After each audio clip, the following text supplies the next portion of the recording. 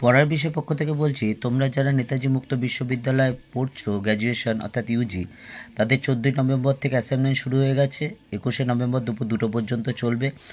এখন আমরা পড়ার বিষয়ের পক্ষ থেকে তোমাদের যাদের জিই বিজি 11 আছে তার 10টি সঠিক উত্তর নিয়ে হাজির হয়েছি।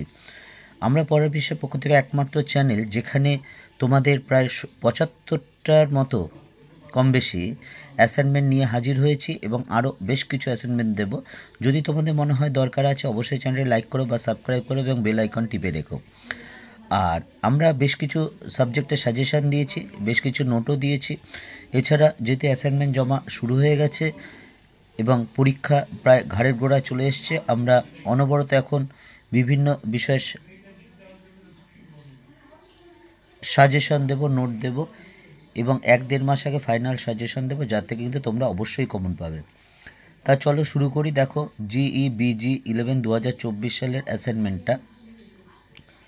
প্রথমটা দেখো, সঞ্জীবনী পত্রিকার সম্পাদক কে ছিলেন? কৃষ্ণকুমার মিত্র। 2 নম্বর, বাঙালি নৃতাত্ত্বিক পরিচয় গ্রন্থের লেখককে? অতুল সোর। 3 নম্বর,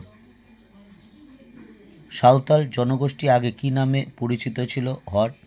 4 নম্বর, রামপ্রসাদ সেন কোন ধরনের পদ রচনায় বিখ্যাত হয়েছিলেন? শাক্ত। বঙ্গাব্দ রার পুণ্ড গৌড়া এই প্রধান 4টি কৌম নিয়ে কোন প্রদেশ গড়ে উঠেছিল? বাংলা প্রদেশ। 6 নম্বর, মধ্যযুগীয় বাংলা সাহিত্যের শেষ কবি ব্যক্তিত্বের হিসাবে কাকে চিহ্নিত করা হয়? ভারতচন্দ্র। 7 নম্বর, মধ্যযুগীয় বাংলা সাহিত্যে কাকে কেন্দ্র করে প্রথম চরিত সাহিত্য সৃষ্টি হয়? চৈতন্যদেব।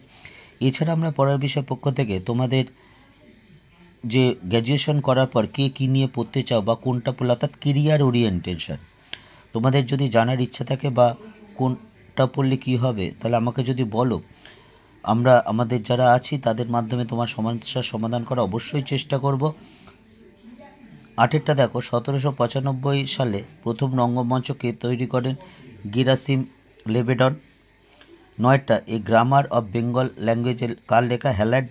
10 নম্বর, মধ্যযুগে বাংলা সাহিত্যে একজন খ্যাতনামা, জঙ্গনামা হয়ে গেছে, এটা খ্যাতনামা হবে, খ্যাতনামা কাব্য রচয়িতার নাম হলো আব্দুল হামিদ। এই হলো তোমাদের নেতাজি মুক্ত বিশ্ববিদ্যালয় 2025-এর জিই বিজি 11 অ্যাসাইনমেন্টের 10টা সঠিক উত্তর।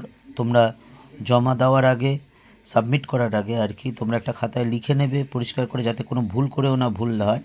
কারণ অ্যাসাইনমেন্টে তুমি যদি 20 পাও তাহলে তোমার পাস করা সোজা হবে, ভালো নাম্বার পাওয়া সোজা হবে।